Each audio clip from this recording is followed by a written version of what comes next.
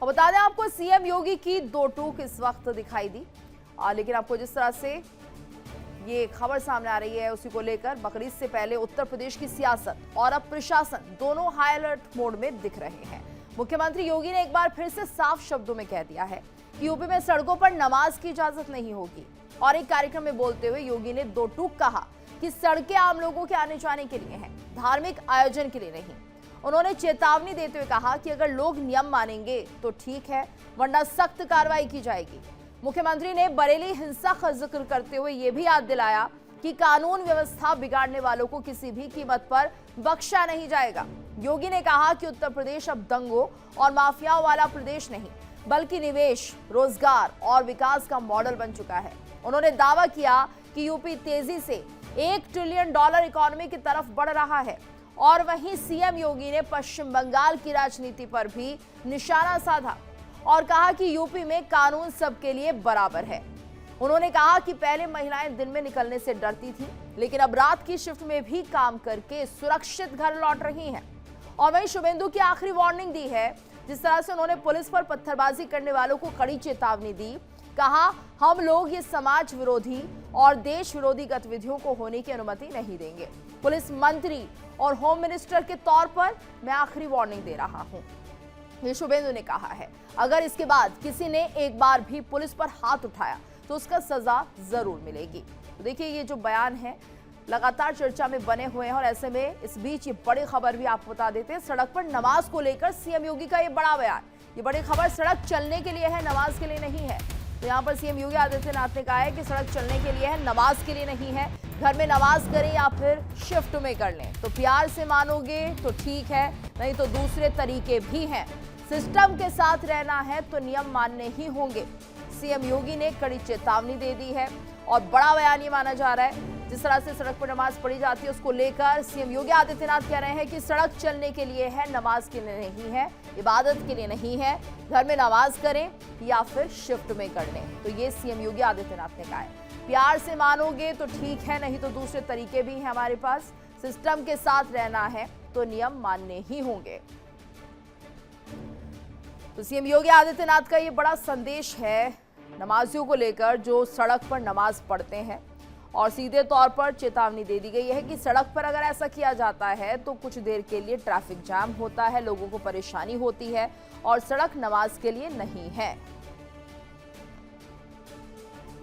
लोग मुझसे पूछते हैं, साहब आपके यहाँ यूपी में क्या सड़कों पे सचमुच नमाज नहीं होती? मैं कहता हूं कतई नहीं होती है, आप जाके देख लो, नहीं होती है। अरे सड़कें चलने के लिए है या कोई भी व्यक्ति आकर के चौराहे पे आके तमाशा बना देगा? क्या अधिकार है उसको सड़क रोकने का? आवागमन बाधित करने का कौन सा अधिकार है? जहां उसका स्थल होगा वहां जाके करें। उन लोगों ने मुझसे कहा साहब कैसे होगा, हमारी संख्या ज्यादा है। हमने कहा शिफ्ट में कर लो, तुम्हारे घर में रहने की जगह नहीं है तो भाई संख्या नियंत्रित कर लो, और नहीं है सामर्थ्य क्यों बेकार आगे संख्या बढ़ाई जा रही है। और ये चाहिए आपको कि अगर आपको सिस्टम के साथ रहना है तो याद करना, हम उन नियम और कानून को मानना शुरू करें। कानून का राज होगा, कानून के राज को सबको समान रूप से लागू करेंगे।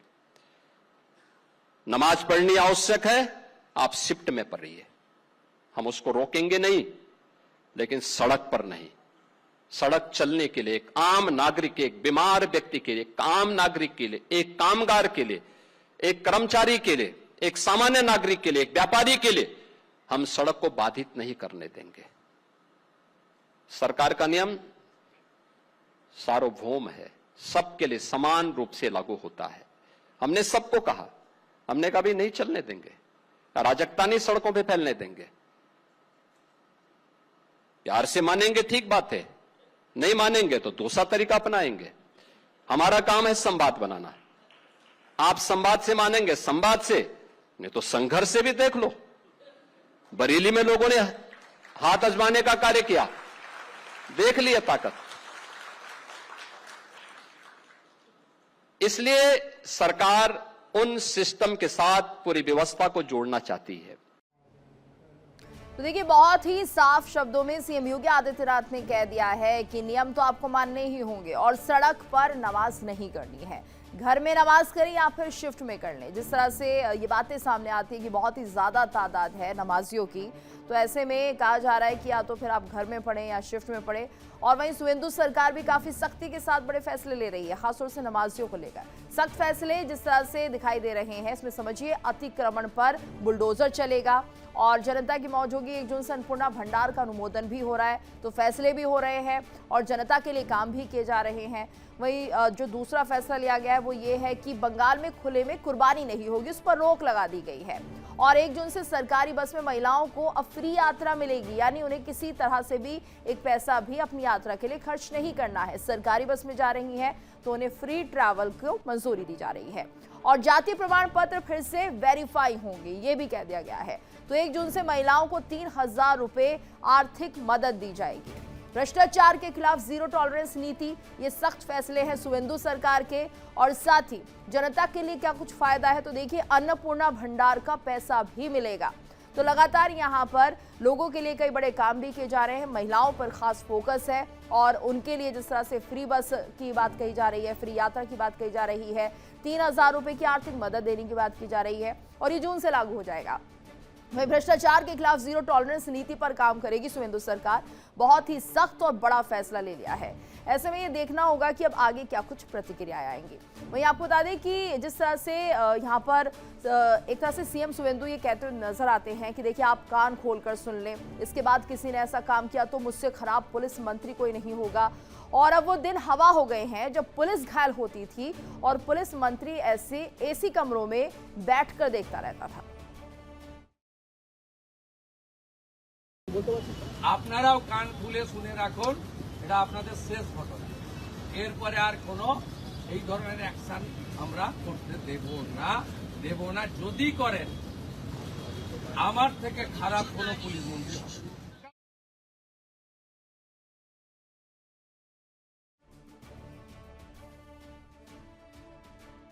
चर्चा भी करने जा रहे हैं। हमारे साथ मेहमानों का खास पैनल जुड़ चुका है, साथ ही हमारे साथ संवाददाता अनुज कुमार भी बने हुए हैं। आर के मिश्रा जी जुड़े हुए हैं, बीजेपी के प्रवक्ता हैं। मोहम्मद अकील खान जी जुड़े हुए हैं, मुस्लिम स्कॉलर हैं। सत्येंद्र सिंह जी हमारे साथ बने हुए हैं, पॉलिटिकल एनालिस्ट हैं। और साथ ही राम प्रकाश पांडे जी, नेता हैं टीएमसी के। आप सभी का बहुत बहुत स्वागत है। और उससे पहले जिस तरह से डिबेट को हम आगे बढ़ाएंगे, लेकिन हमारे संवाददाता अनुज कुमार के साथ हम एक तरह से अपडेट साझा कर लेते हैं। अनुज, क्या कुछ जानकारी मिल रही है? सीएम योगी ने एक बड़ा बयान दिया है उत्तर प्रदेश में, क्या कुछ कहा उन्होंने इस बयान में? और बिल्कुल देखिए, सीएम योगी आदित्यनाथ ने जब से 2017 से सरकार बनाई तब से लेकर उन्होंने सीधी बात कही है और सीधी सख्त लहजे में कानून की ही बात की है। कानून चाहे जो नहीं मानेगा उसके खिलाफ कानूनी तरीके से कार्रवाई की जाएगी। और यही बात है कि अब तक 9 साल हो चुके हैं और 9 साल में कहीं भी किसी तरह की कोई दंगा नहीं हुआ, कर्फ्यू नहीं लगे। तो यही बातों को लेकर अपनी जो सफलताएं हैं सरकार की वो बताते हुए योगी आदित्यनाथ नजर आते हैं। और कल ही एक निजी कार्यक्रम में उन्होंने साफ तौर पर कहा कि अब जो नमाजी हैं उत्तर प्रदेश में सड़कों पर नहीं नमाज अदा करते हैं क्योंकि यहाँ पे कानून का राज है।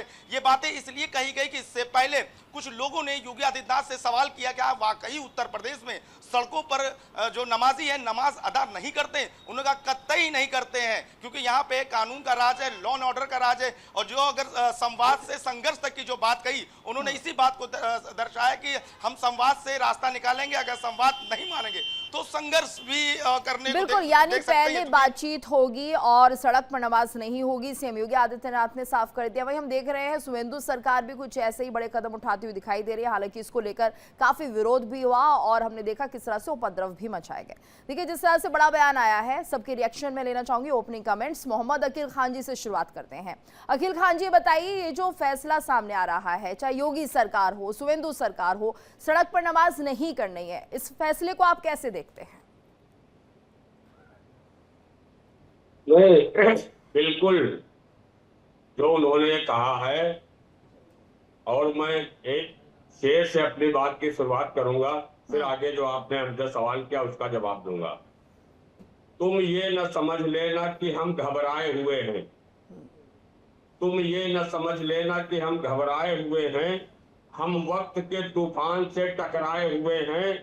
ये तख्त और ताज ये मेरे अजदाद के ठुकराए हुए हैं। जिस तरीके से चाहे बंगाल हो या उत्तर प्रदेश हो, बिल्कुल हम सड़क पर नमाज नहीं पढ़ना चाहते हैं, बिल्कुल नहीं पढ़ना चाहते जी। जो उन्होंने कहा हम उनकी बात को समर्थन करते हैं, लेकिन आपको निष्पक्ष और ईमानदारी से कार्रवाई करनी होगी।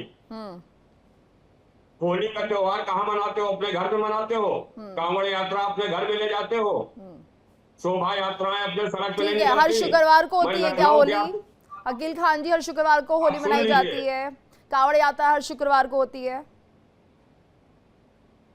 अब आपने सवाल क्या सुने? लखनऊ के अंदर हनुमान मंदिर है, लखनऊ विश्वविद्यालय के सामने पूरे रोड को डाइवर्ट कर दिया गया है, पूरा रोड को। बेगम हजरत महल पार्क चौराहा पूरा ठीक है, जाम आप चाहते रहता हैं कि है। होली और दूसरे त्योहार भी जो हिंदू मनाते हैं उन पर भी कार्रवाई की जाए। ठीक है, आपका यही स्टैंड है। ठीक है, और भी हमारे साथ मेहमान लगातार जुड़े हुए हैं। अभी मैं रुक करना चाहूंगी यहाँ पर टीएमसी के नेता राम प्रकाश पांडे जी का, उनका भी सुन लेते हैं बंगाल को लेकर क्या कहेंगे। राम प्रकाश जी, इस फैसले का स्वागत करते हैं आप बंगाल में? देखिए, मैं उस फैसले का स्वागत कर रहा जहां अमन और शांति का संदेश दिया जाए। मेरा देश अमर और शांति का संदेश विश्व को देता था। वो देश आज भारत में अमर और शांति की बात नहीं कर रही है, एक कौम के साथ लड़ने जा रहा है जो युद्ध का संदेशा दे रहा है। नहीं तो आप ये मानते नहीं है कि यहाँ पे शांति नहीं है? नहीं, किसके साथ मार पिटाई कर दी? जब ये फैसला सामने आया कि सड़क पर नमाज नहीं पढ़नी है, तो किसके साथ लाठी डंडे बरसा दिए गए यहाँ पर? हमने लाठी डंडे ने की। जब प्रतिवादी चेहरा एक तरफ से प्रतिवाद हो रहा है, ये है क्या अशांति है? नहीं तो आप ये बताइए, सड़क पर नमाज पढ़ना ठीक है राम प्रकाश जी? सड़क पर नमाज पढ़ना ठीक है?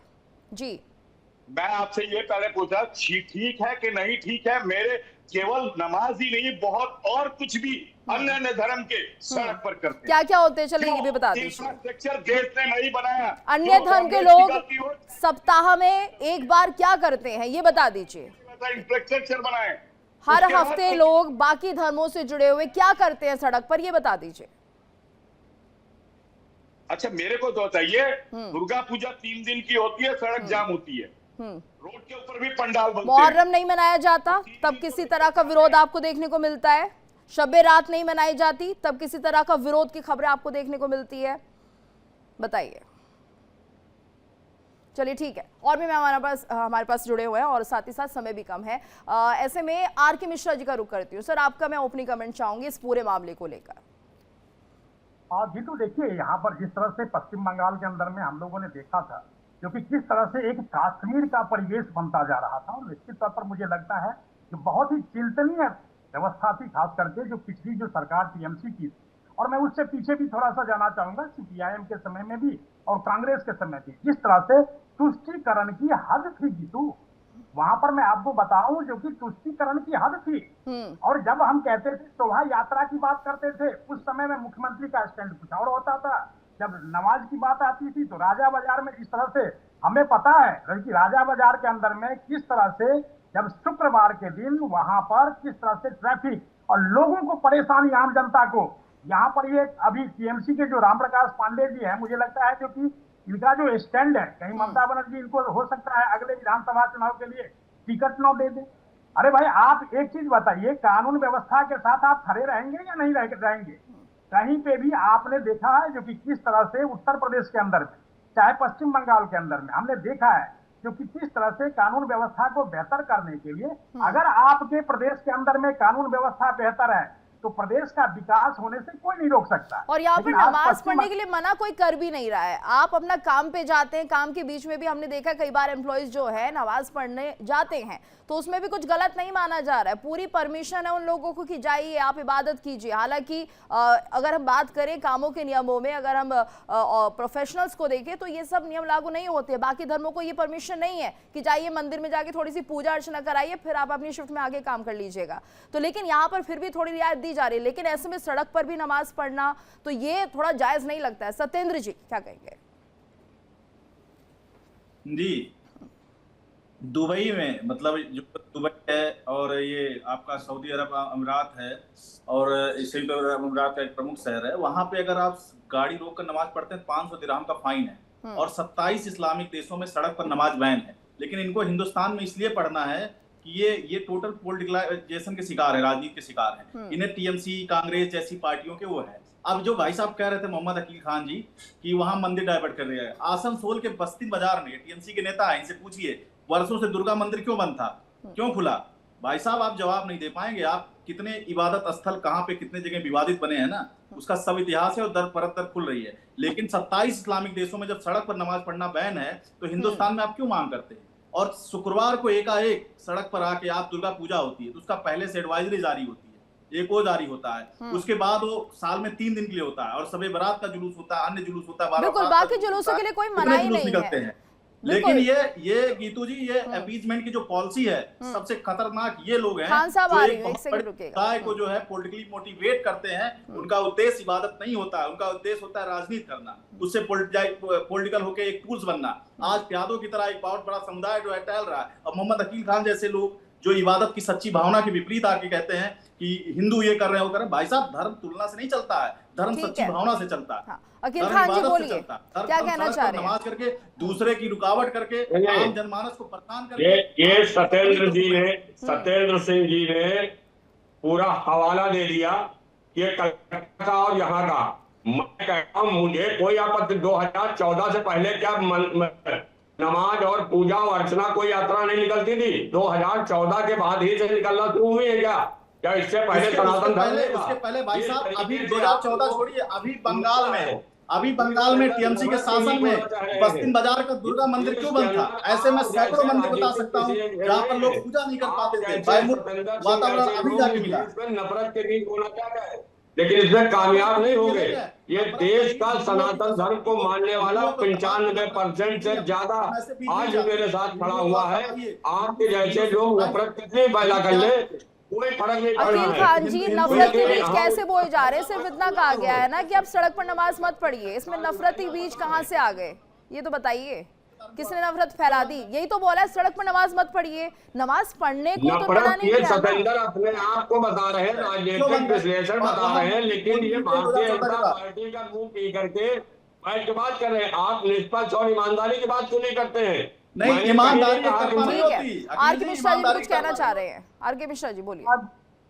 देखिए यहाँ पर क्या है, यहाँ पे जब शुक्रवार की नमाज होती है तो वहां पर आप जानते हैं जो स्थल होता है, जो सड़क होता है, वहां पर कानून व्यवस्था बेहतर करने के लिए वहां पर पुलिस रिक्रूट किया जाता है। मतलब ये लोग पता नहीं, ये लोग इबादत नहीं करते। और सतेंद्र जी के साथ मैं बिल्कुल खड़ा हूं, ये लोग इबादत नहीं करते बल्कि राजनीतिकरण करते हैं। वहां ये लोग अगर इबादत करते तो वहां पर पुलिस व्यवस्था नहीं होती, लेकिन वहां पर आप देखिए ठीक है। और वहां पर जो पुलिस प्रशासन है उसे बहुत ही एक तरह से मशक्कत करनी पड़ती है उस ट्रैफिक को मैनेज करने के लिए, रूट को डाइवर्ट करने के लिए। और राम प्रकाश जी, आप नहीं मानते कि बेहतर फैसला है कि ठीक है आप सड़क मत नमाज मत पढ़िए, आप जाकर मस्जिदों में ही नमाज पढ़िए या फिर ऐसी जगह पढ़िए जहां पर कि ट्रैफिक जो है वो बाधित ना हो? तो उसमें गलत क्या है? आपको इसमें गलत क्या लग रहा है, मुझे ये बता दीजिए। यहाँ पर मस्जिदों में जगह कम होती है ऐसा ठीक है खान साहब, अब राम प्रकाश जी से मैं सवाल कर रही हूँ।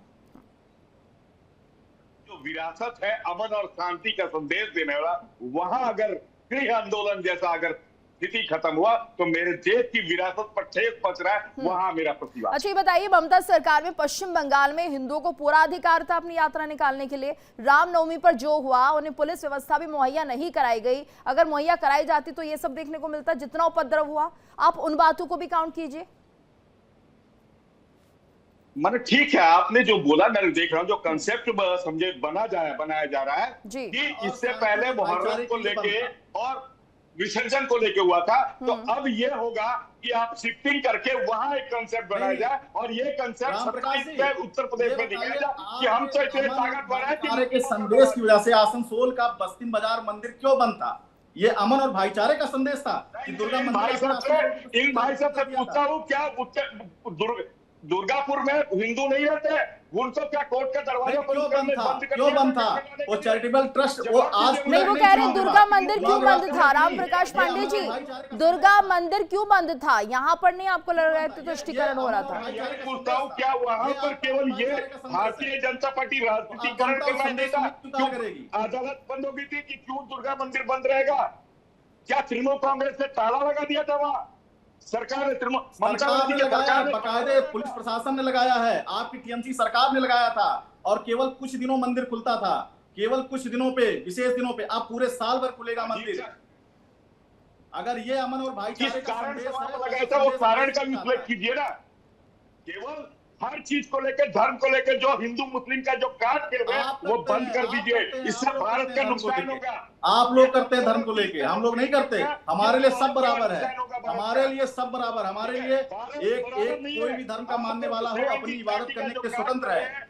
वो बहुत गलत कार्य है। देश के अंदर अस्थिरता और अशांति पैदा करने का जो काम किया जा रहा है वो बहुत गलत होगा। राजनीति ये गलत जो आप लोग हिंसा का शिकार बनवाते हो, नहीं बनने देंगे किसी को। कुछ हिंदू मरेंगे, कुछ मुसलमान मरेंगे, कुछ आप राजनीतिक हिंसा का शिकार बनवाते हैं, आप अपने फायदे की यूज करते हैं। कितने मुस्लिम और कुछ नहीं होता है, पत्थर और तीर का जो खेल हो रहा है और कुछ नहीं होने वाला है।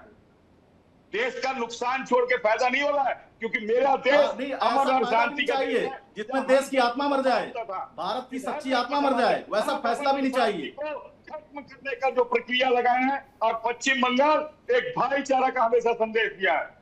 वो दिख रहा था पश्चिम बंगाल में कितने भाईचारे का संदेश खबरें बता रही थी यहाँ पर। ठीक है, हमारे साथ मौलाना नाजिम जी भी जुड़ गए हैं, उनका भी बहुत बहुत स्वागत हम करना चाहेंगे। मौलाना साहब, आपसे भी हम समझना चाहेंगे, फिलहाल जिस तरह से ये दो फैसले निकलकर सामने आए हैं कि सड़कों पर नमाज नहीं होगी, नमाज करनी है तो आप 2 शिफ्ट में कर सकते हैं, लेकिन सड़क पर ट्रैफिक व्यवस्था को बाधित नहीं किया जाएगा, इस फैसले को कैसे देखते हैं? उत्तर प्रदेश में भी ये फैसला लागू है और अब पश्चिम बंगाल में भी इसे लागू किया जा रहा है। देखिए गीतू जी, कुछ फैसले ऐसे होते हैं जो कागजों में होते हैं दिखाने के लिए। तो उत्तर प्रदेश में ये कोई फैसला लागू नहीं है, एक वक्त में नमाज होती है। और ये जो मसला है ना, सड़कों पर कभी कोई नमाज नहीं पढ़ता। सड़कों पर नमाज का मसला आता है जुमे के दिन का। मैंने एक पिछली बार भी कहा था, जुमे की जो नमाज है, अगर आप उसे इमाम के पीछे नहीं पढ़ेंगे तो वो जुमा नहीं रहेगा, फिर वो जोहर की नमाज पढ़ी जाएगी। एक हफ्ते में एक दिन आता है जिसे शुक्रवार कहते हैं। तो वो मजबूरी है, शौक में कोई नहीं पढ़ता। पहली बात तो सड़क एक गंदी चीज होती है, नमाज पढ़ने का हुक्म सड़क पर है नहीं, गंदी जगह पर। आप साफ सुथरी जगह तो पढ़िए। क्यों पढ़ी जाती दूसरी है? चीज ये, इसको इस्लाम में मना करता है। आप साफ सुथरा कपड़ा बिछा लेते हैं ऊपर से, तो एक मजबूरी है, मजबूरी के तहत कहते हैं ना कि चलो भाई, अभी अगर हमें रिजर्वेशन कंफर्म नहीं है किसी ट्रेन में तो नीचे बैठ के चले जाते हैं। सही बात आप कर रहे हैं। सड़क पर नमाज पढ़ने का मतलब ही क्या है? जैसे कि आप बता रहे हैं साफ सुथरी जगह होनी चाहिए, आप भगवान की, अल्लाह की इबादत कर रहे हैं तो वो जगह साफ सुथरी होनी चाहिए। तो इस कॉन्सेप्ट को ही हटा देना चाहिए। बाकी मुल्कों में भी हम देख रहे हैं, जो मुस्लिम कंट्रीज हैं वहां पर भी ये सब लागू नहीं है, वहां पर भी तो लोग असली और सच्चे मुसलमान ही होते हैं। देखिए गीतू जी, असली सच्चे मुसलमान कोई नहीं होते, असली सच्चा सनातनी कोई नहीं होता। जो अपने धर्म को पूर्ण आस्था के साथ बहुत से लोग ऐसा दावा करते हैं ना। नहीं, जो अपने आप को सच्चे तरीके से मुसलमान, ईमान रहे, ईमान पर कायम रहे, वो सच्चा मुसलमान। यानी अच्छी बातों के लिए भी सच्चा होना जरूरी है। खाली धार्मिक आस्था, अगर हम धार्मिक हैं तो उस अपने धर्म में पूर्ण जब तक आस्था नहीं रखेंगे, हम सच्चे किसी भी धर्म या मजहबी नहीं कहलवाएंगे। कहने का मतलब ये, जुबान से कुछ नहीं होगा, अमल करना पड़ेगा। ये जो नमाज का मसला है ना, जो मैंने फिर कहा, जुमे की नमाज का मसला शौक में कोई नहीं पढ़ता। कहीं ना कहीं मस्जिदों के आसपास ही बाहर लोग आ जाते हैं। ऐसा नहीं है कि हर जगह रास्ते में नमाज पढ़ते हैं, आप कहीं नहीं दिखा सकते हर जगह रास्ते में नमाज पढ़ते हैं। मस्जिद के आसपास जगह कम रह गई तो भैया चलो थोड़े से बाहर कपड़ा बिछा के नमाज पढ़ो। पर वो थोड़े से नहीं होते हैं ना, कुछ नहीं है सब मौलाना साहब, थोड़े से लोग नहीं होते, वो पूरी सड़क को ब्लॉक कर देते हैं। समस्या तो यही है, अगर 1-2 हो तो चलिए ठीक है, बर्दाश्त कर लिया जाता है, लेकिन पूरी सड़क को जाम कर देना, आप देखिए कि उस वक्त ट्रैफिक व्यवस्था कैसी होती है, हजारों लोग परेशान हैं, रूट डाइवर्ट हो जाता है।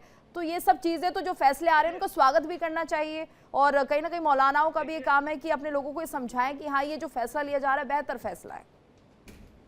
अब देखिए गीतू जी, मैं इस पर तो जाऊंगा नहीं। मेरा भारतवर्ष जो सर्वधर्म प्रधान देश है और कृषि प्रधान देश है, मैं बार बार कहता हूँ, मैं इस पर नहीं जाऊंगा। कि मैं फिर भी कह देता हूँ कि साहब, कांवड़ यात्रा जब निकलती है तो वन साइड रूट कर दिया था, क्या उससे रूट डाइवर्ट नहीं होता? वर्ष में एक बार होती है ना, सवाल तो यही है ना सर, ये हर हफ्ते होता है, वो साल में एक बार होती है। और उसके लिए हम कह रहे हैं कि मुस्लिम धर्म में भी ऐसे कई कार्यक्रम होते हैं जो साल भर में होते हैं और उनके लिए परमिशन है, कोई मनाही नहीं है। चलिए, समय इतना ही था, बहुत बहुत धन्यवाद करना चाहेंगे आप सभी का हमारे साथ इस चर्चा में जुड़ने के लिए।